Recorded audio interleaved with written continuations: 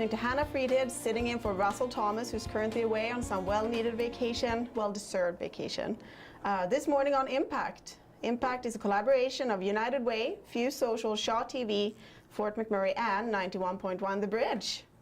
Our guest this morning is Justin Shaw, the Hello. new Events and Marketing Program Coordinator for Summit Solutions and the Artistic Director of Theatre Just Because. Hello, hello, hello. Hello and welcome. Oh, thanks for having me. I'm excited to be here. Oh, very excited to have you. Yeah. So, Justin. Yes. Who are you? Who am I? That's a question I've been asking myself for many, many years. Did you come up with any good answers? Some half answers. I found a couple of little things in my pocket.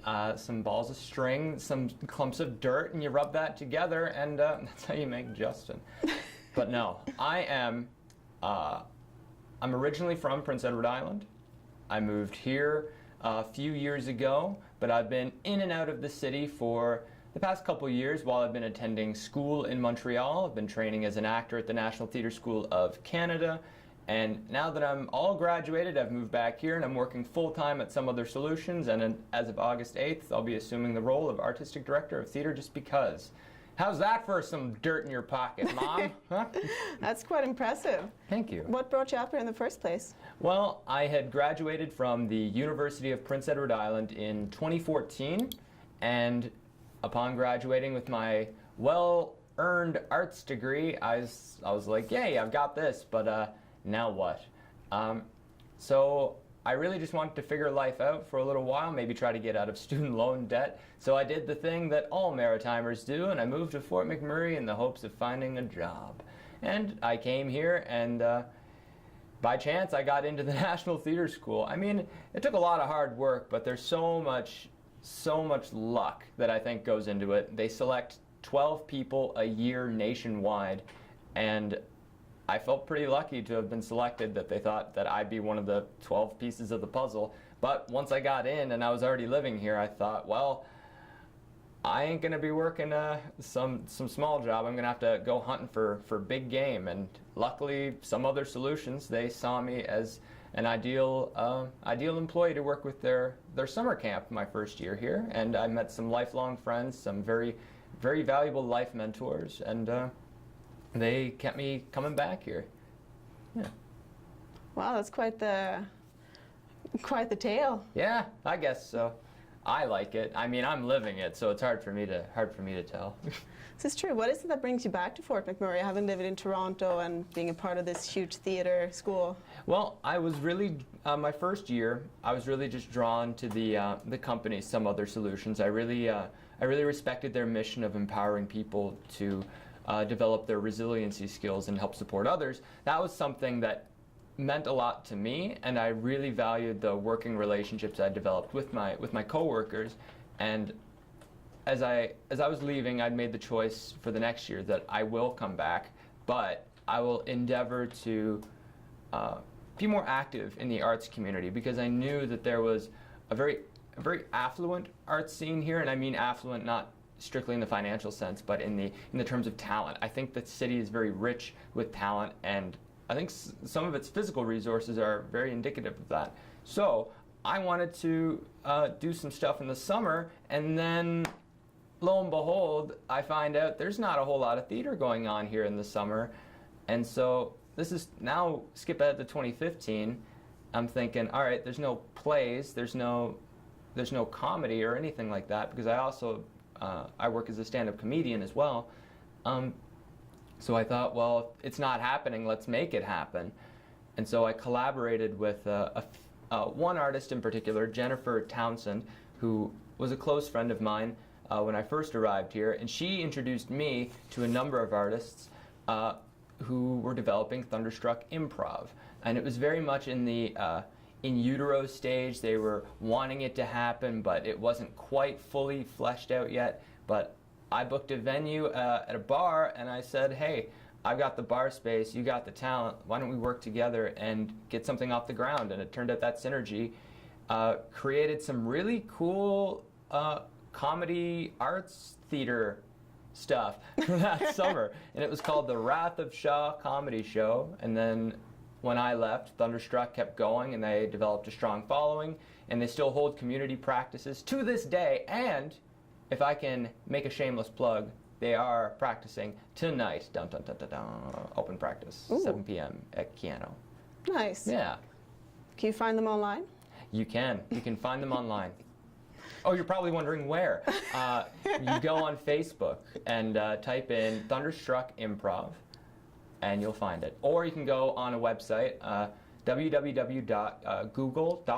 search Thunderstruck Improv, and maybe Thunderstruck Improv Fort McMurray, just to really narrow down your searches. Hey, if you're feeling lucky, click it, and maybe it'll be the first one you find. But yeah, no, maybe just Facebook. Maybe just Facebook. Stand-up comedian, you said. I would never have known. No one would. It's a secret that I've had hidden for many years. No, I love stand-up. That's something I've been doing for, oh lordy, I've been doing that for about 4 years now, I guess. Yeah. So what came first, the passion for acting or the passion for stand-up comedy? I'm gonna give you a cheap answer to that one. It began with improv, actually. I wanted to do comedy. I don't know if I had the confidence as an artist to develop stand-up yet, or to even really start writing stuff yet. I knew I'd always someday like to, but I also hadn't been incredibly active in theater until I started doing improv. And that started in one day in high school. I took drama class because I thought, hey, this will be easy, and it wasn't. It was quite challenging. Sidebar, dudes who think they can take drama class to just meet girls and get by because they think it's a bird course, get ready to be surprised. It's so challenging, and man, I got a lot more out of that class than I could have ever anticipated. I put a lot of work into this improv exercise that we had to do. Like, I did a lot of logistics stuff, and I was really focusing on the technical aspects of like getting the games organized, getting everything just all set up for this big presentation. Then I went up, and I wasn't even thinking about being funny, and then it just kind of happened. And people looked and were like, hey, you're actually like super funny. Like, I was like, oh, hey, what if I can be this weird as I am with my friends in day-to-day life and do that on stage and people get a kick out of it? Yes, more of that. And I started doing that through university. I formed an improv group with some close friends. We did terrible, terrible shows, as every university improv group does. If you think you're in a good university improv group, give it 10 years. You'll look back and you'll realize, oh wow, what were we doing? You got to start somewhere, though. No, I hope people who still do university improv stuff, I hope they do it longer and go further and develop their craft, because I'm glad I stuck through it, even though it was ridiculous and awful and just a bunch of people just goofing on each other. But I kept at it, and then eventually I wanted to do other forms of theater. Then I wanted to branch out of not just comedy theater, like comedy plays, but delve into more dramatic roles. And then as that was happening, I thought, well, I can be funny in the moment, but what if I actually take time and develop my craft and write it down, and try to understand the components of storytelling, where a laugh occurs, and how to engage an audience in a story or in observational humor. So they all kind of happened all at once, together, simultaneously. So sometimes you just got to take a shot at something and keep working at it. Yeah. Yeah. And I mean, do it to have fun. Do what makes you happy, but keep at it. Practice makes progress. It's my motto. That's a great motto. Yeah. And we're going to go for a quick break. You're listening to Impact on 91.1 The Bridge. Our guest this morning is Justin Shaw, and we'll be right back.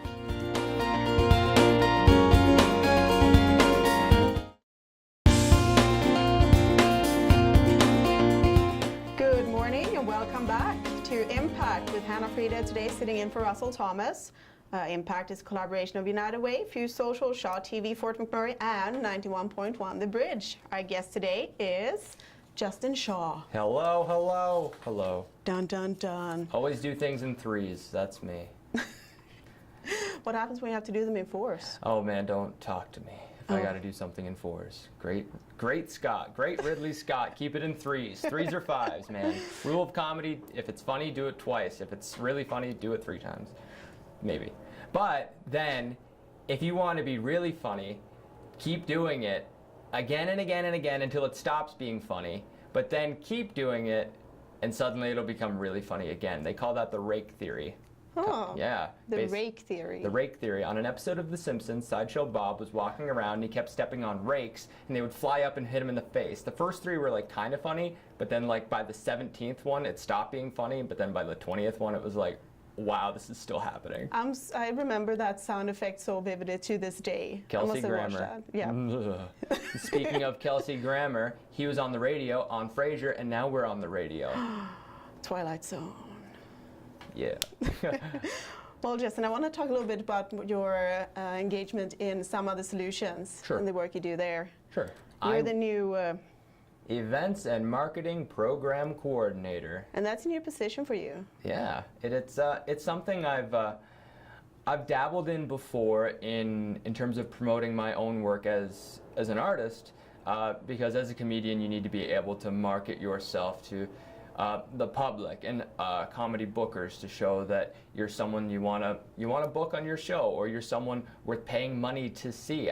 So while so much of it is time spent building the substance of your craft, of your work, you do need to be able to put yourself out there, and it's hard. It's very vulnerable, and I've done that kind of work with the various comedy shows I've been part of. Theater companies have booked me to be their publicist to help get the word out and add a little salesmanship to what it is they're producing. So those skills made me an ideal candidate for Some Other Solutions to promote a company that I deeply care about, and they offer crisis line referrals. You can call in if you're ever feeling emotionally stressed. You can call their number, and hopefully we can get you the help you need. Also, they have a grief and loss program, suicide prevention program, child and youth program. There's a summer camp happening as we speak, offering kids a chance to engage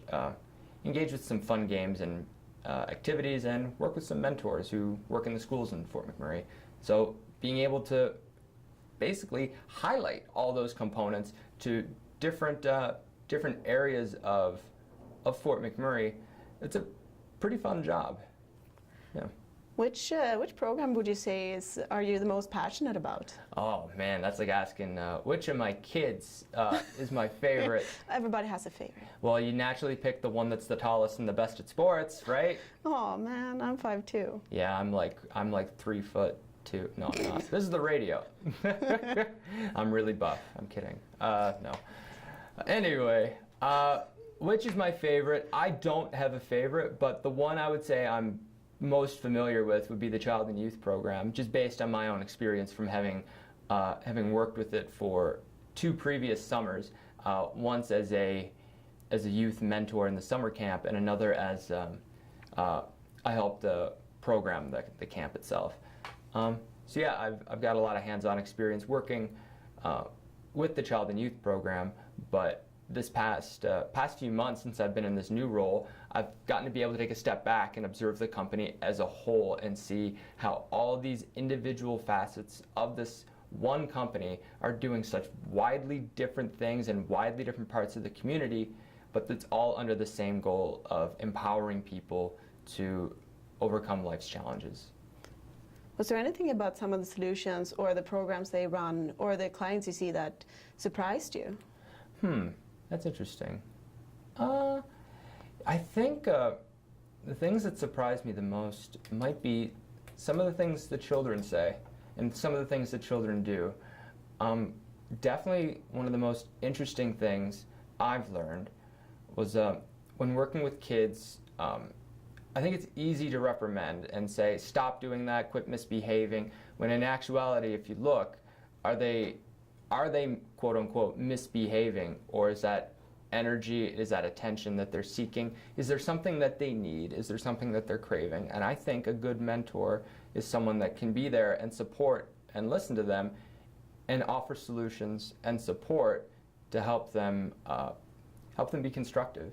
And so one thing I've learned is, this is just purely from anecdotal experience, seeing kids who might be misbehaving, but to offer them an opportunity to be a leader and offer leadership to them and offer them responsibility and a chance to step outside perhaps their traditional behavior and focus that energy into something else. And it's alarming how effective that can be. Like when it works, it works. There was one child I worked with one time, and he had some difficulty just listening. He wanted to be the center of attention. So he's never bad. He wasn't a bad kid. He was sweet. He just had a lot of energy. But I thought I was encouraged by some of the other mentors. Like instead of reprimanding him or sending him like on timeout or anything like that, or being really stern with him, offer him a chance to be a leader of the kids and see how he uses that position. And he became a star, in my opinion. So yeah. Did you perhaps relate to him quite a bit? Maybe. I don't like being the center of attention. I'm shy. Very shy. It's such a wallflower. Yeah.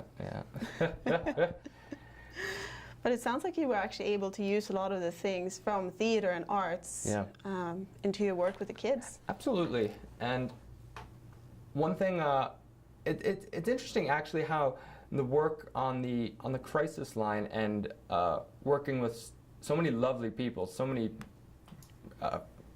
brilliant social workers, how much of that has actually affected me as an artist as well.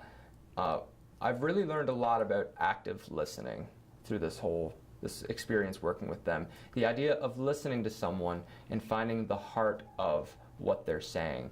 And I feel like there might be a reaction to people for when some people hear someone's problem, their initial instinct is to find a way to fix it, find a way to make that stop. I don't like your sadness because it's making me feel sad. How can I fix that? But really to listen and be empathetic and just to say, hey, I've never experienced that before, but I'm really glad you told me. I'm glad I could be here for you. That is bad. That's a rough thing you have going for you. But just to be available and to listen without judgment. And the biggest crux of acting is really listening and being available and vulnerable with the person you're in a scene with, and they're sharing something with you, just to be open and to listen and to not try to manufacture a reaction or something contrived, but to just be open and available and just listen and present is challenging in art and in life. But I'm really lucky to say that Some Other Solutions has been key in helping me do that. I'm not the best, but I'm getting better, I think. Well, that's a fantastic life lesson, I think. Oh. We're going to have a quick break here. You're listening to Impact on 91.1 The Bridge. Our guest this morning is Justin Shaw, and we'll be right back.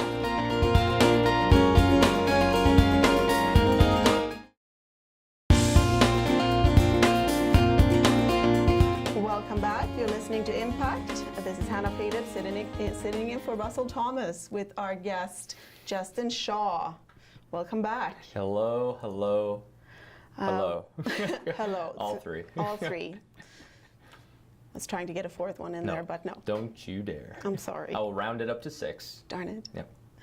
Well, one thing you mentioned right before we went to break was your team at Some Other Solutions and the impact they had on you. Yes. Can you tell me a little bit about the people you work with?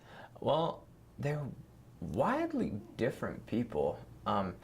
We have some people who work specifically in grief and loss, and the things that they have to talk about from day to day. I recently completed my crisis line training, and in doing that, we have to listen to all the different programs under Some Other Solutions speak about what it is they do. And the grief and loss presentation is the presenter. She just speaks from such experience and such knowledge and such honesty, but she said it so many times, but it sounds like she's saying it for the first time. And there are times I just can't believe the story she has to tell over and over. And I just sit there and I'm just like, how do you do this? So the amount of respect I have for someone who's willing to comfort, someone who's experienced a loss, it's profound. And they tell it every day. That's their life. And then there's suicide prevention, where they remind people of the options they have and how they're not idle either. They really look for ways to, how can we find the problem at its core? What can we do? It's both grief and loss and the suicide prevention program. They're so active in the community. They don't wait for people to come to them, but they really reach out. And it's something I'm really happy to see exist, not just in the city, but just in general. And the child and youth program, it is a motley of lovely people. And I say motley in the sense that they come from so many different backgrounds. We've got someone from the football team, we've got a yoga instructor, we've got a person who's involved in the arts program, we've got people who are full-blown on their way to becoming teachers. So we have such a dynamic of people that make this lovely little Rubik's Cube. It's such a well-rounded program in terms of the social diversity of people, because when working with kids, if it were like 3 artists, then it's going to be a bit of a biased spectrum, I think. I mean, maybe it could be well-rounded, but I think having such different kinds of people all under the same banner of empowerment for youth, I think that's great. And it gives children a chance to connect with not just one kind of person, you know? Mm-hmm. And also show the kids that there are more than one way to be. Yeah, exactly. One could be a theater artist. Yes. And a yoga instructor. Yeah, all at once. A lot of people are, actually. Yoga is a great way of, if you're looking to get into theater and you want to connect with your body, yoga is actually a fantastic way of connecting to yourself. Flexibility of spine. Absolutely. Flexibility of spine. Oh, are we gonna get into this, Hannah? Yeah, we are. Your spine is it's like the nerve center of your body. All of your impulses. You can think it or your heart can feel it, but it all comes from the spine. And if you can be flexible in your spine, you're flexible in your mind. That's some yoga stuff. Yeah. Do you practice yoga? I did in school for 3 years. And being connected to your body is so important, because this is your physical vessel that you use to connect with people and to tell these stories, and it just makes you so much more alive and open and available. And I've said available a number of times, and I think available comes down to being ready to listen. Yeah. I didn't expect to talk about yoga today, but there you go. You never know what's going to happen. Never know. Unless it happens 3 times. Yes. Which is a good golden rule. Are there any final thoughts you have before we wrap up today's show? Well, I've talked a lot about some other solutions and my new role in theater, just because as the artistic director. But what's kind of cool moving forward is I'm looking forward to the collaborations between both companies. What I'd really love to do is find ways to develop fundraising opportunities for some other solutions to help them develop some funds to further their work and further their growth. I think theater could be a great way to do it, because theater can be a very cathartic experience for both the performer and the audience in the shared tradition of emotional purge and catharsis.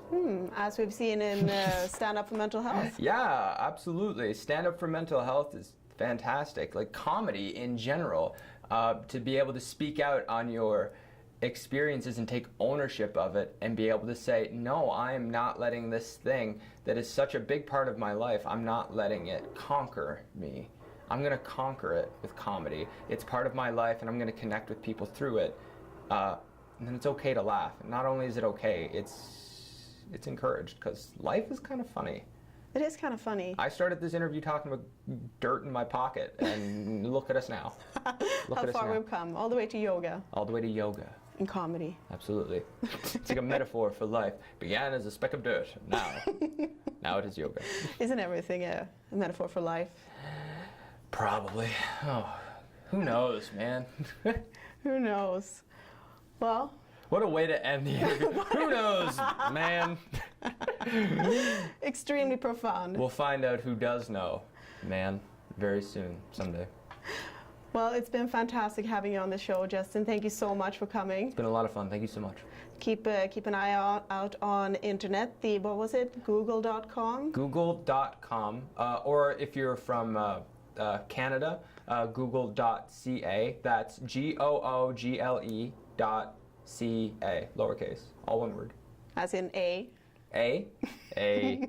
A, I see what you did there. Well, thank you so much for joining us. This is the end of today's Impact Show, which is a collaboration of United Way, Fuse Social, Shaw TV, Fort McMurray, and 91.1 The Bridge. Thank you so much and have a great day, everyone.